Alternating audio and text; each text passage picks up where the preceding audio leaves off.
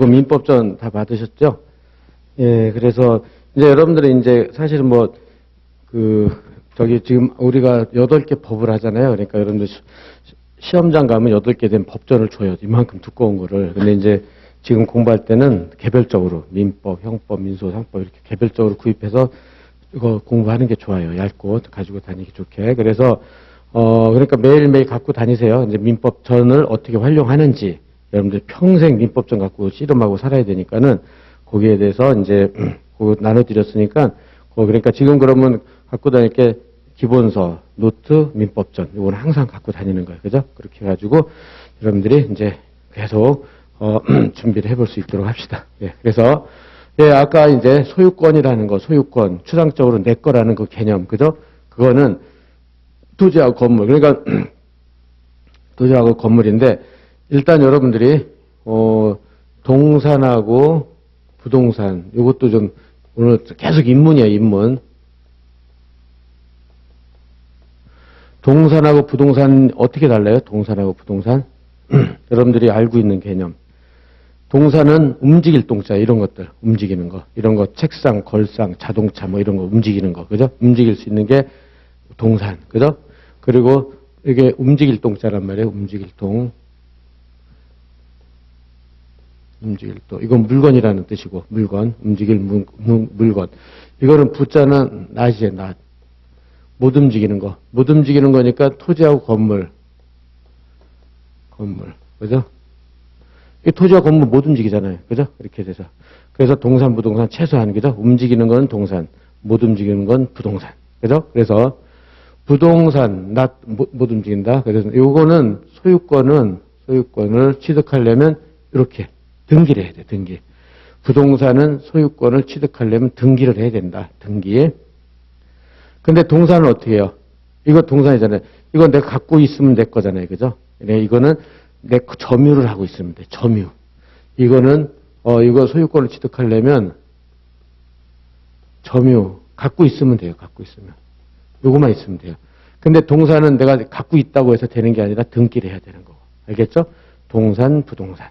그다음에 소유권은 동산은 점유 갖고 있으면 되고 부동산은 등기를 해야 되고. 그죠? 이렇게 해가지고 여기서 이렇게 매매 계약을 하고 쭉 등기를 해주고, 그죠? 요까지. 그래서 이 과정을 간단히 보겠어요. 다시 보면 소유권 취득. 여기요. 자료에서 간단히 한번 보세요. 소유권을 어떻게 취득하는지, 그죠? 앞에서 A와 B 사이에 매매 계약이 체결됐다, 그죠? 매매 계약이 체결됐어요. 그런 다음, 이를 민법에서 매매 계약을 체결하는 거. 성립보다 체결을 합시다. 여러분들 더 와닿는 게 체결이죠, 체결. 이런 걸 민법에서 법률 용어로 채권행위 의무부담행위라고 한다. 그러니까 여러분들이 권리를 기준으로 하면 아까 노트에서요. 다시 앞으로 가서 여기 매매를 하는데 둘 다 권리 의무가 있잖아요. 권리 의무. 그죠? 그래서 권리를 채무라고 그러고 의무를 채무라고 권리를 채권이고 채권 채무가 둘 다 있잖아요. 그죠? 그래서 의무를 기준으로 하면 의무 부담행위. 그죠? 권리를 기준으로 하면 채권행위. 권리. 그죠? 그렇게 된단 말이에요. 그래서 요거를 기준으로 하냐, 요걸 기준으로 하냐. 그죠? 그건 그런 거니까는, 그리고 이걸 둘 다 합쳐가지고, 여기 다 합쳐가지고, 이렇게. 이런 걸 다 합쳐가지고 채권 관계라고 그래요. 채권 관계.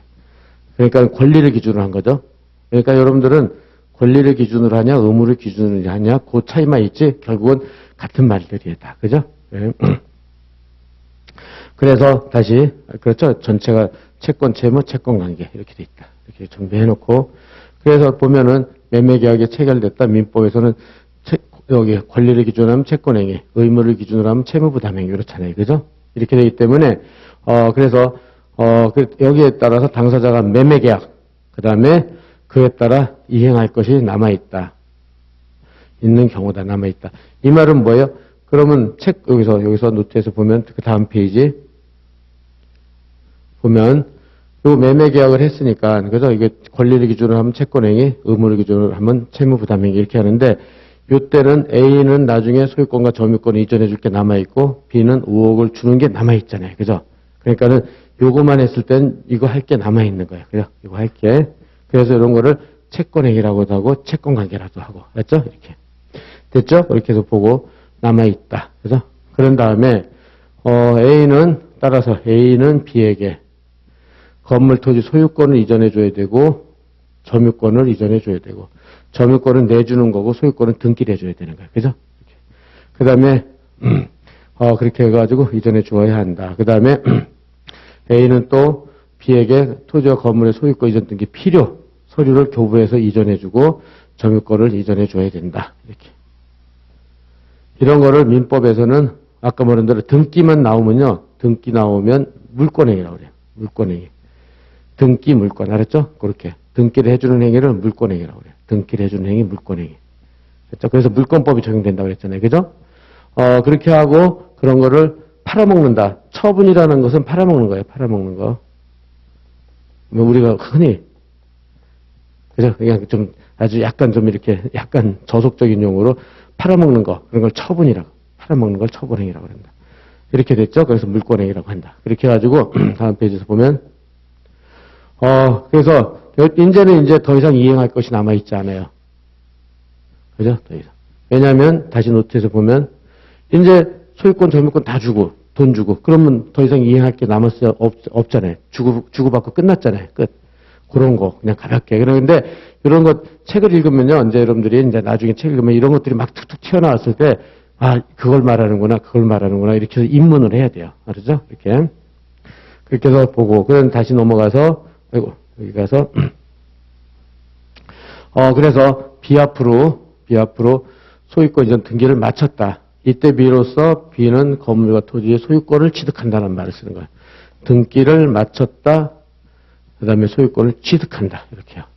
그래서 이제 절로 넘어가 봅시다. 그러면 저 9페이지에 가보세요. 9페이지. 등기부를 봅시다. 등기부 9페이지. 여기요. 여기 9페이지. 예. 그래서 9페이지를 가서 보면은 이제 이게 등기부예요. 등기부 등본 이렇게 등기부 동본 해가지고 토지라고 그러고 그 다음에 이제 토지고 그 다음에 여기서 먼저 표제부하고 갑구라는 게 있어요. 갑구. 그래서 표제부는 토지를 위치나 위치하고 면적 같은 걸 표시해 두는 거예요.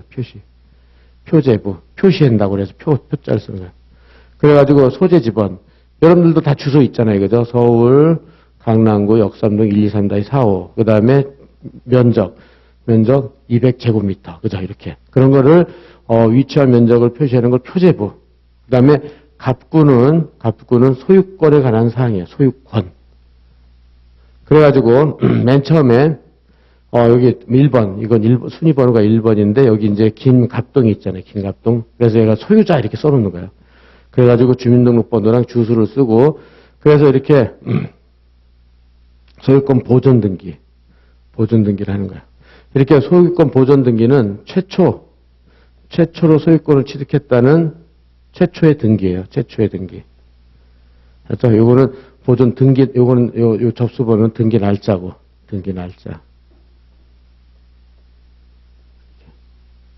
보존 등기 최초 날짜. 그 다음에 얘가 김갑동이 여기 홍길동한테 팔은 거예요. 팔았다. 그래가지고 이제 언제 팔았느냐? 여기서 본 대로 2017년 3월 13일 날 매매 계약을 했다는 거예요. 매매 계약. 그랬죠? 요날 매매 계약을 한 거예요. 그렇게 하고 여기서 2010년 9월 18일 번호 호해서 이날 등기한 거야. 등기했다. 등기 날짜예요. 그렇게 해가지고 여기는 소유권 이전 등기라는 말을 쓰는 거야. 이전이라는 건 이전했다는 거 그 말은 알겠죠? 이전 옮긴 거죠. 그래서 이제는 소유자가 누구예요? 이렇게 등기한 날 9월 18일부터는 등기했잖아요. 소유권 이전 등기했잖아요. 그럼 그때부터 홍길동 거가 되는 거예요. 홍길동 거. 그러면 등기 안 하면 김갑동 거. 그죠? 이렇게 해서 이렇게 소유권에 관한 사항이 이렇게 돼 있어요. 그래서 표제부, 갑구 이렇게요. 그래서 그 다음 페이지를 가봅시다. 10페이지. 그러면 등기부 등본이고, 여기는 건물. 건물. 건물. 그래서 여기서도 마찬가지로 표제부하고 갑구. 표제부, 갑구. 이거는 건물. 여기서 표제부는 건물의 위치와 면적. 위치하고 플러스 면적을 다시 또, 그래서. 근데 건물은 항상 어디에 위치해 있어요? 땅 위에 있을 거 아니야, 땅. 그래서 땅이니까 요거 소재 지번, 여기, 요 위에. 아까 본 대로 서울, 특별시 강남구 역상도 1, 2, 3, 4, 5, 요 토지 위에 건물 내요. 그래서 건물 철근, 지붕 단층 100제곱미터, 이렇게, 요게 건물 내역이죠. 그러니까 땅과 건물을 표시해 주는 거야. 땅과 건물. 그죠? 항상 건물은 땅 없으면 건물이 존재할 리가 없잖아요. 그죠? 그러니까 땅도 표시해 주고 건물도 표시해 주고. 그래서 여기서는 건물에 대해서 홍길동 보존 등기, 등기 날짜 하고 보존. 그럼 보존 등기 최초. 얘가 이제 최초로 건물의 소유자가 된 거죠. 최초의 소유자가 된 거예요. 그러면 홍길동에서 지금 본 대로, 만약 홍길동이 A라고 하고 아까 본 대로 B한테 팔았어요. B한테 팔았는데, 아직 B한테 소유권 이전 등기를 안 했잖아요. 그죠? 이전 등기 하기 전이잖아요. 이전 등기를 안 했죠. 그러면 소유권이 넘어가요? 안 넘어가요? 안 넘어가요. 그죠? 여전히 누구 소유예요? 그냥 홍길동 거예요. 홍길동. 안 넘어갔으니까. 그죠? 볼 수 있겠죠. 여러분들 이제 유능한 변호사가 되려면 등기부를 잘 분석하고 활용을 해야 돼요. 그러니까 이게 가장 간단한 등기부, 그죠? 아까 최초의 등기가 뭐라고요? 보존 등기. 그 다음에 이전 등기, 그죠? 그래서 이전 등기를 해야지 소유권이 넘어가고 이전 등기 하지 않으면 소유권이 안 넘어가요, 그죠? 알겠죠? 이렇게 등기부 알겠죠? 어떻게 보는지 이렇게 보면 되겠구나, 그죠? 이렇게 이 정도만 분석할 수 있어도 오늘 엄청 많이 여러분들은 정보를 가지고 가는 거예요. 공부를 굉장히 많이 한 거예요, 그죠? 그래서 보고. 따라서 여기 등기를 마치는 순간 소유권을 취득한다. 그죠? 그런 다음에, 요거는 이제, 보험 강의에 들어가서 해야 돼요. 이건 좀 어려우니까. 요까지. 그래서 등기까지 할 수 있겠죠? 등기까지. 그래서 원만하게 계약이 체결됐고, 진행이 됐고, 소유권까지 다 넘겨줬어요. 그럼 아무 분쟁이 안 생긴다고 그랬잖아요. 그죠? 근데 지금부터 분쟁이 이제 나와요. 분쟁. 계약이 무효 등 장애 사유가 있는 거예요. 무효 효과가 안 생긴다는 거죠. 무효 효과가 안 생기는 걸 무효라고 그랬잖아요. 그래서 효과가 없다, 없을 문자, 그죠? 그런 게 나오면은 이제 드디어 분쟁이 생기는 거예요. 분쟁이, 그죠? 그렇게 해가지고 앞서 본 바와 같이 A와 B 사이 계약이 효과가 있으려면 합의가 있어야 된다. 그래서 아까 본 대로 주체 사람이라고 그랬죠. 항상 모든 계약은 사람, 물건, 의사표시가 있게 돼 있잖아요. 그죠? 사람이 사람끼리. 그죠? 그 다음에 물건, 돈. 그 다음에 팔고 사고. 그래서 사람, 물건, 그 다음에 의사표시가 있어야 된단 말이에요. 그죠? 그리고 모든 계약은 다 공통돼요. 세 개가. 그래가지고 주체에서는 A는 B에게 팔고 B는 A로부터 산다. 객체 물건은 A 소유의 건물과 토지하고 그 다음에 5억. 그죠? 5억 있고. 의사표시에서 A는 팔고 B는 산다라는 점에서 일치함으로 계약이 효과가 있다고 그랬잖아요. 효과가 있다. 있을 유자. 그래서 유효하게 체결되었다. 이렇게. 그러나 드디어 이제 우리 민법에서는 항상 유효한 경우가 대부분이지만 무효하고 취소가 되는 경우가 있단 말이에요. 무효 취소.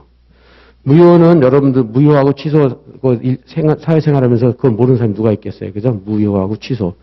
근데 법학에서는 엄청 차이가 있어요. 무효하고 취소는. 그럼 여러분들 무효는 뭐냐? 그러면 효과가 없는 거. 취소는 뭐냐? 그냥 취소하는 거. 그죠? 이렇게 돼 있잖아요. 그죠? 근데 이제 그거를 법적으로 요거를 구별할 수 있어야 돼요. 요거를. 그래서 이제 무효 등 저기가 이제 이게 장애는 고장이 났다는 거예요. 고장. 뭔가 잘못됐다. 고장이 났다는 거야. 그죠? 무효, 취소. 그래서 여기서 보면요. 다시 개관을 해보면, 여기서 무효, 취소. 그럼 여기서 본 대로, A가 B 입장. 그래서 5억 달라고, 그러니까 A는 B한테 5억 달라고 청구를 할 거 아니야. 그죠? 근데 B가 뭐라고 그러냐면, 매매가 무효다. 이렇게. 매매가 무효다. 효과가 없다는 거예요. 효과가 없다. 그래서 못 준다. 못 준다. 그러면 효과가 없으니까 그 효과가 뭐였어요? 이렇게 요거였잖아요. A는 소유권, 점유권 이전 의무. 그 다음에 얘는 매매대금 지급 의무. 그죠? 이렇게. 요게 원래는 아까 그 지금 한 거는 A하고 B 매매 계약이 유효하다. 효과가 있다고 그랬잖아요. 효과가 있다. 이렇게 되면은 얘는 아까 본 대로 소유권과 점유권을 이전해 줄 채무, 의무, 채무가 있다. 그죠? 있다. 이게 효과라고 그랬잖아요. 그죠? 효과. 그죠? 그러면 얘는 매수인은 매 5억을 지급할 채무가 있다 그랬잖아요. 그죠? 그죠? 이렇게. 그래서 유효. 근데 저렇게 무효가 되면, 그죠? 무효가 되면 없을 무자 효과니까 효과가 없으니까 의무가 없죠. 없다. 이렇게 되겠죠. 그죠? 그러면 매매대금 지급 의무가 없었는데 A가 야 5억 달라. 그럼 얘는 뭐라고 했어요? 야 나 못 줘. 왜? 무효니까 이렇게 얘기를 할 거 아니에요. 그죠? 그러면 이제 무효 사유가 뭐가 있고 이제 취소 사유가 뭐가 있는지를 보는 거예요. 그래서 무효라는 개념은 법학적으로 처음에 매매를 했을 때 처음부터 매매 효력이 안 생겨요. 처음. 이때 계약. 그러니까는 1월 1일 날 계약을 했으면 이때부터 그냥 아예 처음부터 효력이 안 생기는 거야. 효과가 안 생기는 거야. 그렇지만 취소라는 거는 뭐냐? 법학에서는요. 매매계약 취소. 취소는 처음에는 유효해요. 유효. 그래서 쭉 유효하다가 1월 1일 유효하다가 뭐 10월 1일 날 취소 의사 표시를 했다. 1월 1일 날 취소 의사 표시를 했어요. 나 취소할래. 그러면은 요때로부터 1월 1일로 가서 무효가 돼버리는 거야. 다시 효과가 없어지는 거야. 그래가지고 이렇게 거꾸로 돌아간다고 그래서 한문으로 소급이라고 말을 써요. 소급해서. 소급. 거꾸로 돌아가서 무효가 되는 거예요. 그래서 여기서 그러니까 여기까지는 취소하기 전까지는 유효한 거예요. 여기까지는. 알았죠? 완전히 다르죠? 우리가 알고 있는 취소하고. 그죠? 무효는 법률행위 매매계약을 한 날 그냥 무효해요. 근데 취소는 매매계약 1월 1일 날 했는데 10월 1일 날 취소하기 전까지 9월 30일까지는 유효해요. 유효하니까 어떻게 돼요? 유효하니까 소유권 달라, 점유권 달라면 채무가 있고 돈 달라면 채무가 있는 거예요. 근데 취소를 하는 순간 쭉 돌아가가지고 1월 1일로 가서 그냥 무효가 돼버리는 거예요. 취소를 하면. 의사표시를 하면. 야, 나 취소할래? 이렇게 말하는 순간 10월 1일 날 그렇게 말하는 순간 1월 1일로 가서 무효가 되는 거예요. 예, 그래서 이렇게 해서 본다. 그럼 무효와 취소 구별할 수 있겠죠? 이제 처음에 할 때 이런 것들이 어려운데 여러분들이 무효와 취소. 이렇게 됐고. 그래서 그렇다면 우리 민법에서 규정해 놨겠죠. 무효는 뭐가 있고 취소는 뭐가 있고 이렇게 규정하는 게 이렇게 세 군데. 주체, 사람. 항상 계약은 세 개가 있다고 그랬잖아요. 사람, 목적, 그죠? 의사표시. 그죠? 이렇게. 물건하고. 그죠? 사람, 물건, 의사표시가 있다고 그랬잖아요. 그죠? 근데 이제 사람에서는 보면은 처음에 권리 능력이라는 말이 나와요. 권리 능력. 그러면 권리를 취득할 수 있는 능력이에요. 그러면 이렇게 권리를 취득할 수 있으려면 사람이 살아있어야 되잖아요. 그죠? 우리들처럼 살아있어야 되잖아요. 죽었으면 권리 능력이 없다고 그러는 거예요. 죽었으면. 왜냐면 죽은 사람이 어떻게 권리를 어떻게 취득해? 못하니까. 그죠? 따라서 권리 능력이 없다. 그럼 죽은 사람. 그죠? 그래서 죽은 사람과 계약을 하면 효과가 생기겠어요? 안 생기겠어요? 이게 무효죠. 무효. 효과가 안 생기는 거예요. 죽은 사람. 권리 능력 없는 사람과 계약을 하면. 두 번째로는 의사 능력이 없는 사람. 정신병자, 만취자 이런 사람들이요. 의사. 그러면 정신병자는 말 그대로 의사가 없잖아요. 의사가. 그죠? 자기가 뭐 10억짜리 자기 소유 건물이 있는데 그거를 정신병인 상태에서 1억에 팔았다. 그럼 그게 어떻게 파는지 아무런 개념이 없는 사람이죠. 그죠? 그러니까 또 만취자. 술을 많이 먹어서 필름이 끊겼다. 그죠? 그런 사람이 계약을 했다. 그럼 그런 사람은 계약은 무효가 되겠죠. 이것도 무효.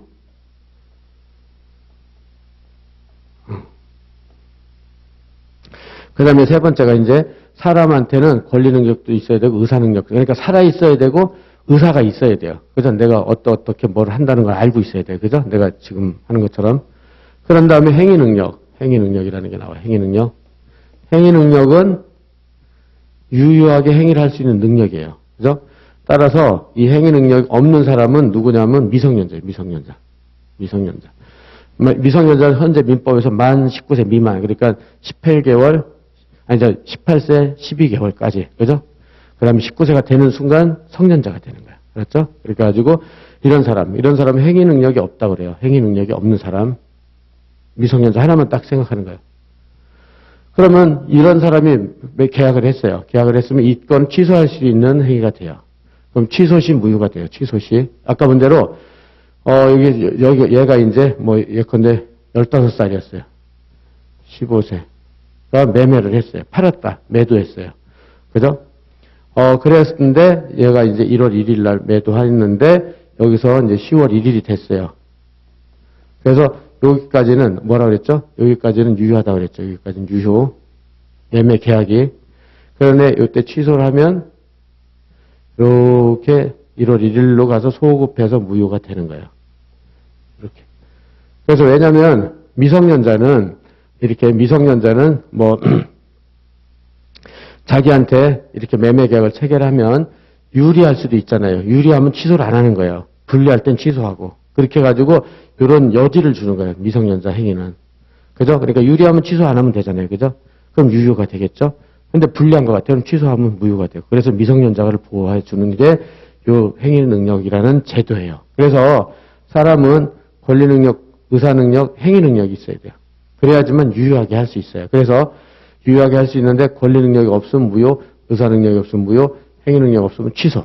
이렇게 민법이 규정해 놓은 거예요. 내가 만든 게 아니라 민법에 다 저렇게 규정이 돼 있어요. 그렇죠? 사람은 세 개. 그러면 물건은 여기 목적, 그죠? 목적, 물건으로 했잖아요. 그죠? 물건.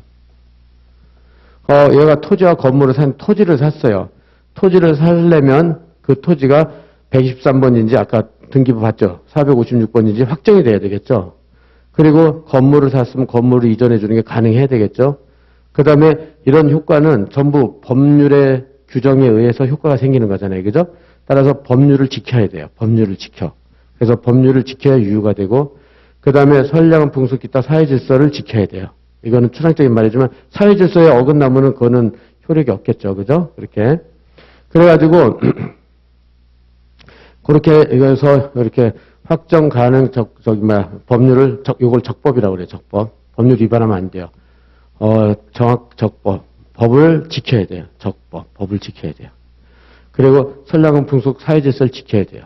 그래서 확정되지가 않았어요. 이렇게 매매를 했는데 123번인지 456번인지 몰라요. 그럼 어떤 걸 판지 모르면 그 매매 계약이 효과가 있겠어요? 없겠어요? 없죠. 어떤 건지도 모르는데. 그죠? 따라서 불확정이면 무효. 그 다음에 건물을 팔았는데 이 합격법한 건물을 팔았는데 이 건물이 불타서 없어졌어요. 그럼 불타서 없어졌으면 줄 수 있어요? 없어요? 불가능이죠. 주는 게 불타서 없어졌으니까. 그죠? 불가능하면 당연히 무효가 되겠죠. 그죠? 그 다음에 법률을 위반했어요. 법률을 지켜야 유효한데 법률을 위반하면 무효가 되겠죠. 그죠? 법률 위반하면 무효. 그 다음에 선량한 풍속 기타 사회질서에 반하는 행위. 뭐냐? 도박이 뭔 줄 알죠? 도박빚으로 1억의 채무를 줬다. 그럼 도박빚은 우리 국가가 보호해줘야 안 보호해줘요? 보호해주면 안 되겠죠. 그죠? 그래서 도박빚도 무효. 그래서 목적에서는 4개가 있어요. 민법에서 규정해놨어요.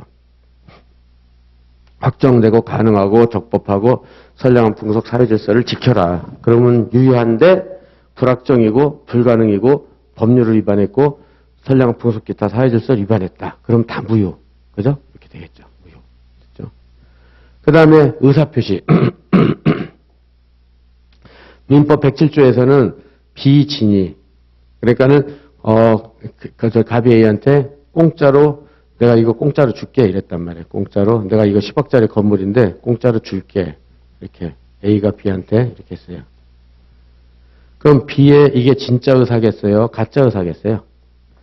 10억짜리나 둔 걸 누가 공짜로 주겠어요? 그죠? 그러니까는 진짜 의사가 아니죠. 진짜 의사가 아니고, 가짜. 그러니까 가짜란 말이에요. 가짜. 그러니까 그래서 한문에서는 이걸 아닐 비자를 쓰는데 비진의 진짜 의사가 아니라는 거예요.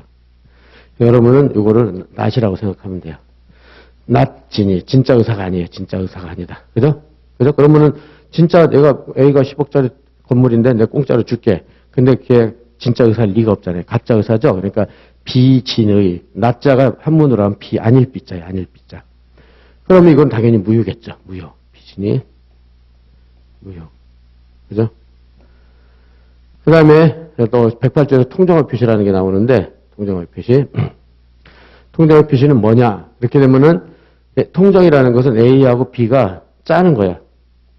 얘네 짜고, 서로, 그죠? 서로, 야, 내가 너한테 가짜로 팔게. 네가 잠깐만 갖고 있어. 이렇게 허위로 매매를 하는 거야.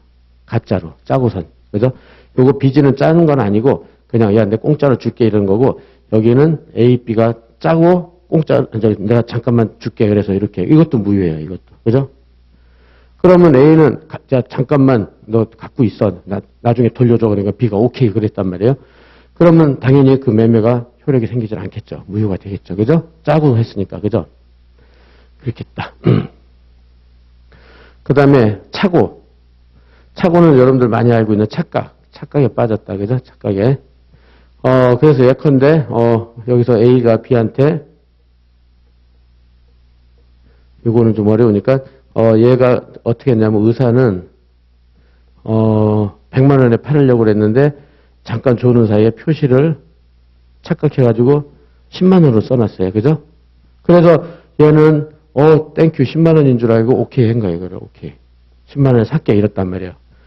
그러면은 A 입장에서는 100만 원짜리를 10만 원으로 표시했으니까 착각이 일어났겠죠. 그죠? 그러니까는 A는 이럴 때는 나 이거 착각했죠. 이거 착오가 있어. 착각이 있어. 그럼 나 취소할래. 그래서 요거는 취소를 해줘요. 취소.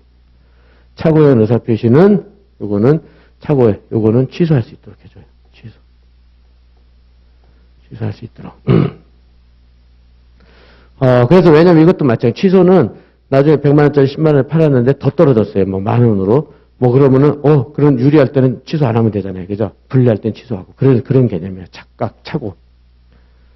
그 다음에 또 110조라는 게 있는데 사기 친 거예요. 1억짜리를 5억이라고 사기는 거짓말 친 거죠. 거짓말. 이거 사기는 거짓말.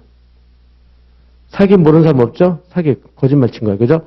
야 1억인데 5억이야. 그래 거짓말 쳤어. 그래서 B가 5억이야? 오케이 내가 살게. 이렇게 샀어요. 그러면은 나중에 보니까 1억짜리예요. 그러면 분리하면 취소하면 되고. 근데 이게 10억으로 올랐어요. 그럼 유리하잖아요. 그럼 취소 안 해도 되겠죠. 그죠? 그러면 유효하니까는 이제 취소 안 하고 유효하게 받을 수도 있고. 그죠? 사기치는 거. 그 다음에 협박, 강박이라고 그래요. 협박을 강박이라고 그래요. 강박에 의해서 1억짜리인데 칼을 들이밀고 너 5억 안 주면 죽여버리겠어. 그러니까 쫄아가지고 5억을 줬어요. 그러면 그건 협박에 의한 의사표시로서 취소할 수 있도록 해주는 거예요. 취소. 이것도. 이렇게 해가지고 그렇다면은 여기서 이제 무효 간단히 봐보세요. 무효는 죽은 사람, 정신병자, 권리능력, 의사능력 확정되지 않거나 불확정, 불가능, 법률 위반, 사회적 타당성, 그 다음에 비진의 가짜 의사, 그 다음에 통정허위 이렇게. 그럼 8개 있죠. 그러니까 무효가 8개, 그죠? 그 다음에 착오는 4개 있죠.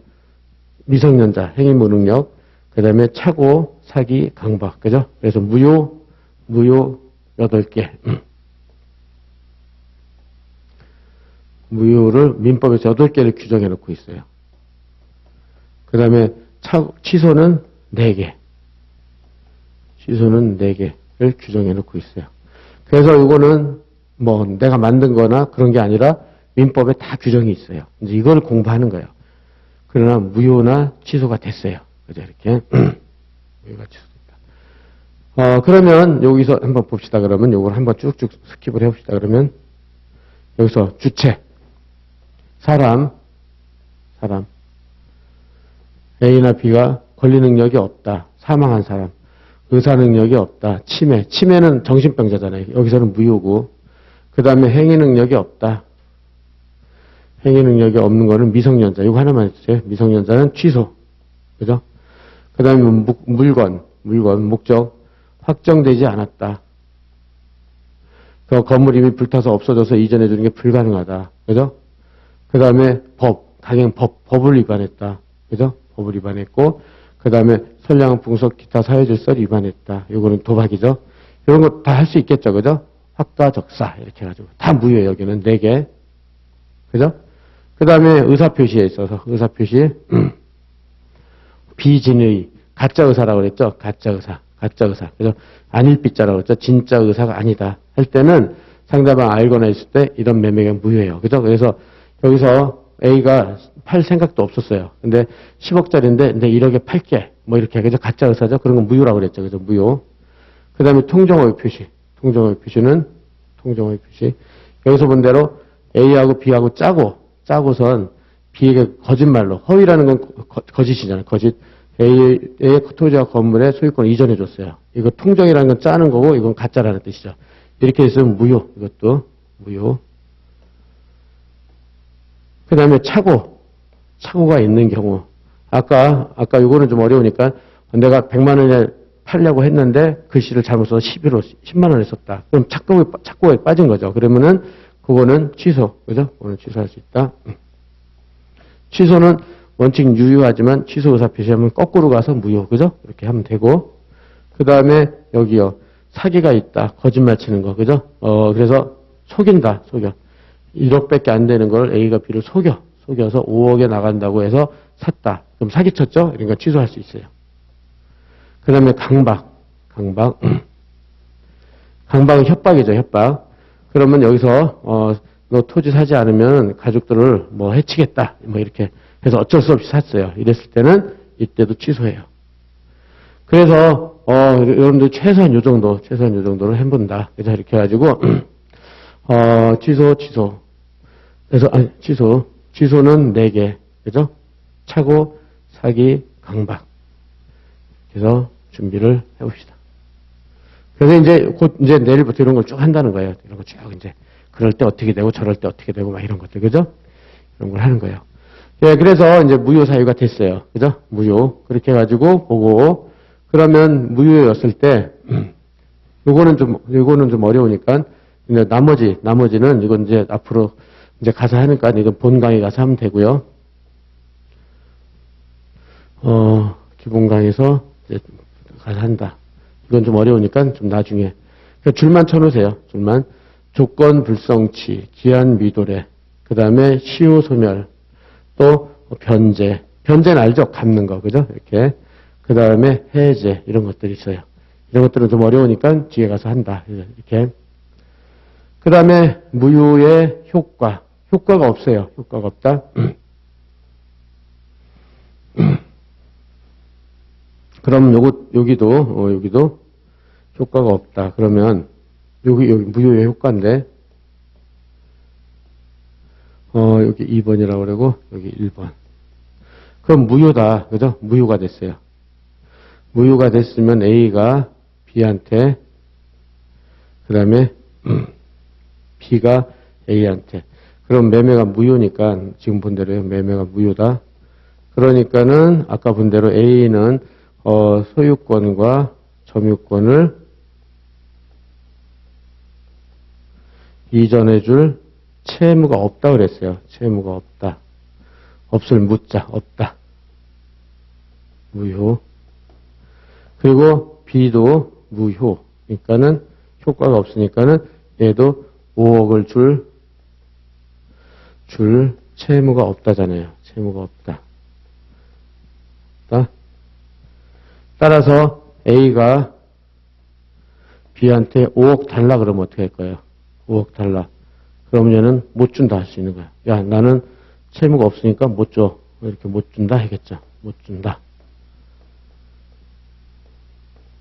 못 준다고 할 수 있고, 또 거꾸로 B가 A한테 야, 빨리 소유권하고 점유권 좀 줘.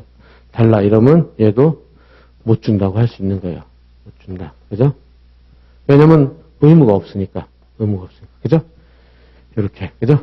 이거 당연한데 처음부터 이렇게 자꾸 연습을 해놔야 돼요. 왜?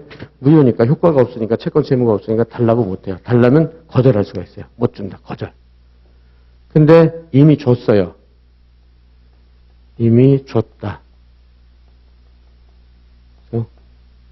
그러면은 A가 B한테 무효임에도 불구하고 소유권, 점유권 이전에 줬어요.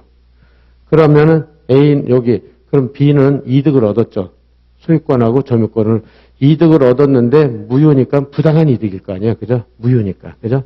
그러니까는 부당이득 A는 B한테 야, 내가 이미 소유권, 점유권 준 거 부당이득이니까 돌려줘. 그런 걸 부당이득 청구라고 그래요. 부당이득 반환 청구라고 그래요. 야, 너 이미 부당이득으로 반환해달라 이렇게요. 할 수가 있어요. 이게 가능하다. 그죠? 무효니까 준 거는 부당하잖아요. 그죠? 부당하니까 부당한 이득으로 돌려달라 이렇게 되고. 근데 여기서는 또 거꾸로 B가 5억을 줬어요. 근데 무효가 됐어요. 그러면 부당한 이득이 됐잖아요. 그죠? 따라서 A한테 B가 야, 5억 돌려줘. 그러니까 5억 부당이득으로 돌려달라고 5억을 너 부당하게 이득했으니까 반환해줘. 그래요. 반환 청구를 하는 거죠. 예, 이렇게. 이거 상식적으로 당연하잖아요. 그죠? 무효인데 준 거 있으면 돌려받아야 될 거 아니에요. 부당한 이득이니까. 그죠? 이렇게 준비를 해놓는다. 예, 그래서 책에서도 그대로 해봅시다. 그럼 여기요.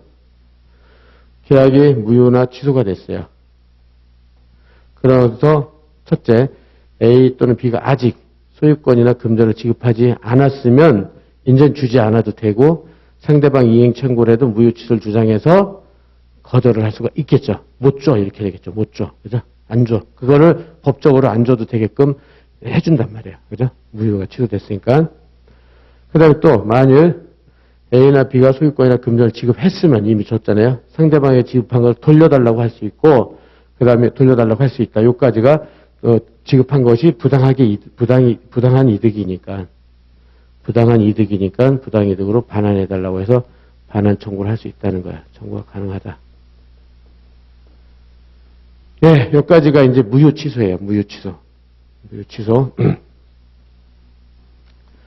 예, 그래서 지금 우리가 뭐뭘 했냐면 계약이 유효하게 원만하게 진행된 경우 소유권, 그죠? 그 다음에 무효 취소 이런 것들 기본 개념.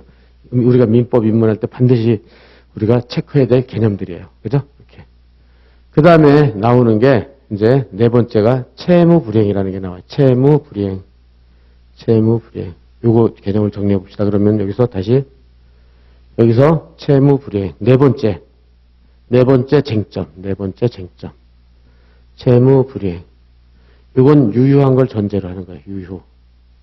왜냐하면 매매가 효과가 있으면 소유권과 점유권 이전해 줄 채무가 있고 돈도 5억을 줄 채무가 있잖아요. 그죠? 근데 봐보세요. 그러면은 A가 소유권, 점유권 이전해 줬는데 B가 5억을 줄 채무를 안 줘요. 그죠? 그 5억을 안 줬으니까 5억을 채무를 불이행했죠. 그죠? 채무를 불이행. 그러면 B는 당연히 5억을 줘야 될 채무가 있는데 그걸 안 주니까 채무 불이행. 그죠? 채무 불이행. 그리고 또 이번에는 B가 A한테 5억을 줬어요. 근데 A가 소유권과 점유권 이전을 안 해줘요. 안 해준다. 이렇게. 그러면 이것도 소유권과 점유권 이전에 채무가 있는데 그거를 불이행한 거죠. 채무 불이행. 그죠? 얘가. 그래서 이렇게 와서 채무 불이행. 이렇게. 됐죠? 그래서 이제 채무 불이행 유형에는 이렇게 개념 알겠죠? 그러면 이게 유효해야 채무가 생기잖아요. 그죠?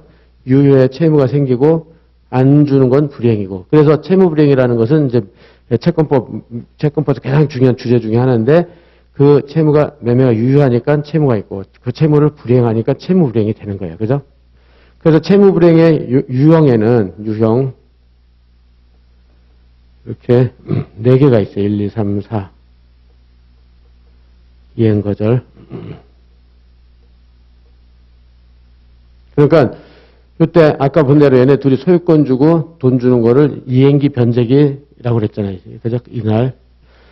변제기가 도래했는데 A가 점유권과 저기를 이행 지체라는 건 넣는다는 거예요. 주질 않는 거예요. 주질하는 거. 그죠?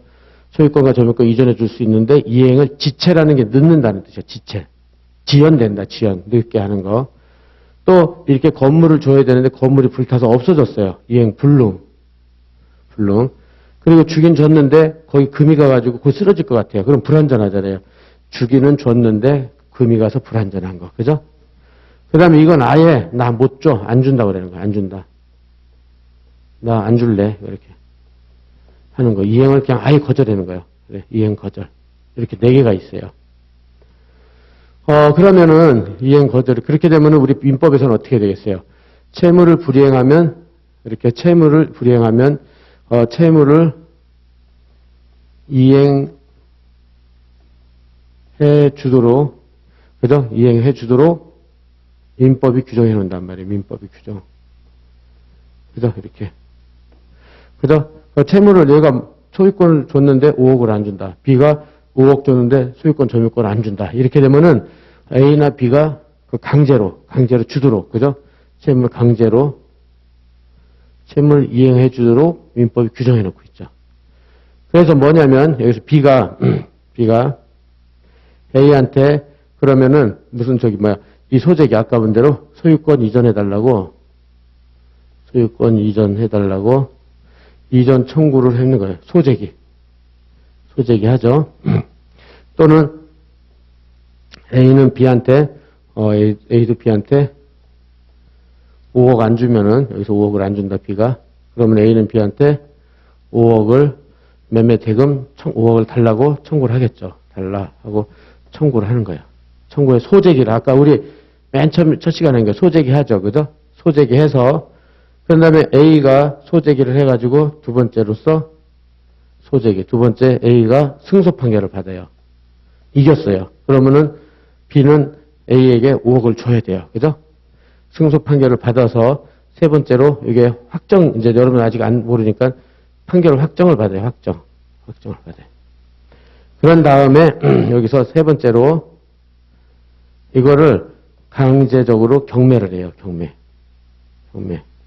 그러니까는 B의 재산을 경매를 해요. 경매.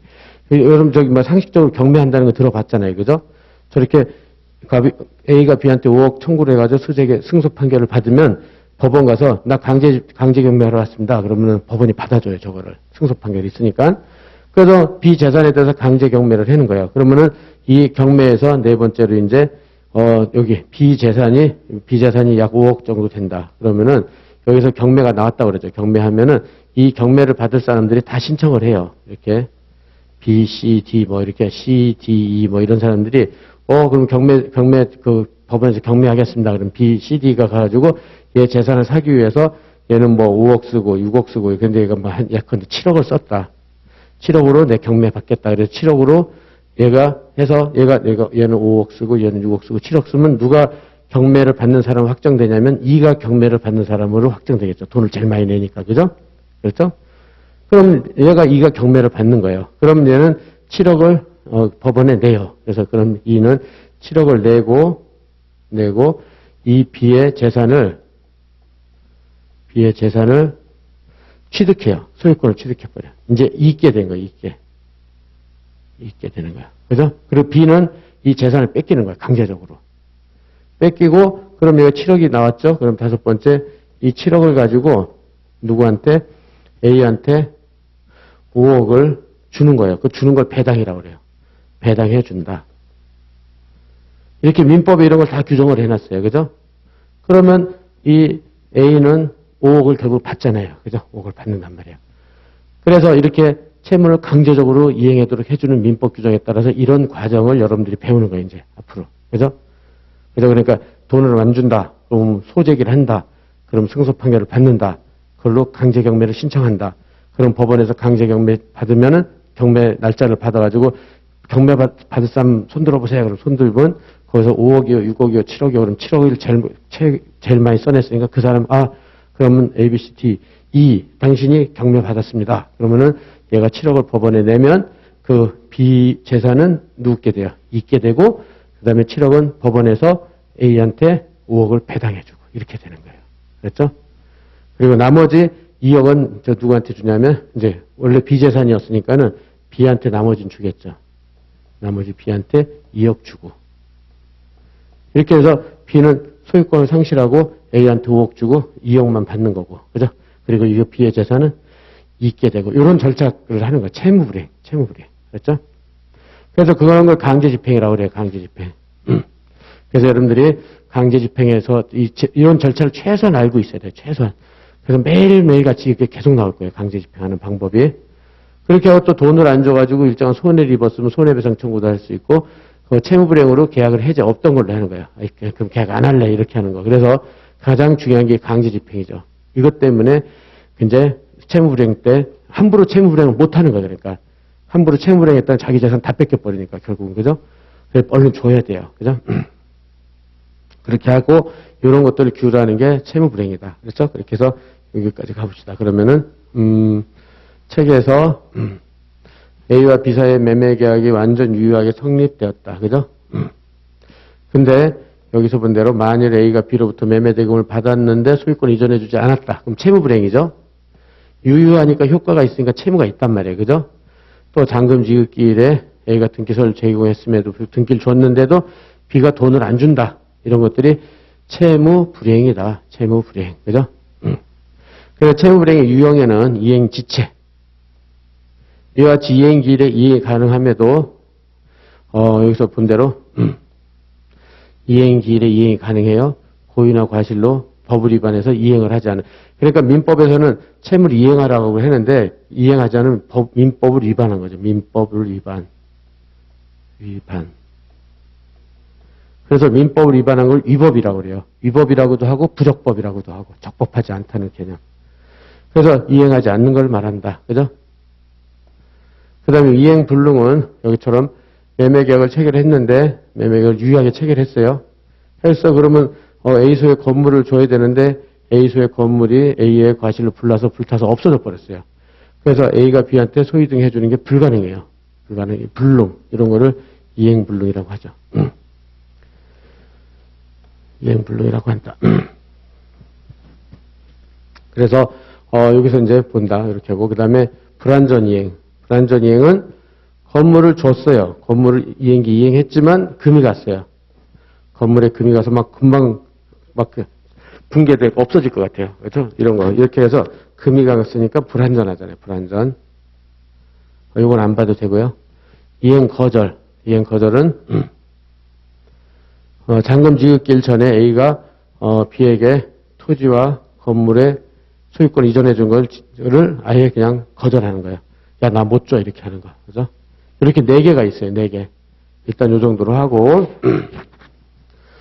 알았죠? 요 정도. 그래서 이렇게 돼서 채무불이행이 있으면 이제 민법에서 강제적으로 이행하게끔 해준다고 그랬잖아요. 그죠? 그래서 이제 강제이행이라는 게 나오는 거예요. 강제이행. 효과로서 강제이행. 하고 그 다음에 손해배상도 청구할 수 있고 해제도 할 수 있고 그래서 여기에 대해서는 다 민법이 전형적으로 적용되는 문제가 되는 거예요. 그래서 이렇게 채무불이행 같은 게 있으면 누가 이제 변호사를 선임하겠죠. 변호사 선임해가지고 소재기에서 승소 판결을 받고 확정되고 강제 집행을 변호사가 신청하고 그런 거를 이제 여러분들이 하는 거예요. 이제 그렇죠? 앞으로 그죠? 이렇게 한다. 여기까지 하고요. 그 다음에 여기 5번째 쟁점이 담보예요. 담보. 채권 담보. 예, 그럼 요거 10분 쉬고요. 요거만 간단히 하고 오늘은 끝내도록 하고 내일부터 본진도를 들어가도록 하겠어요. 오늘은 입문 정확하게 할 수 있도록 하고 예, 지금부터 10분 쉬고 진행합시다.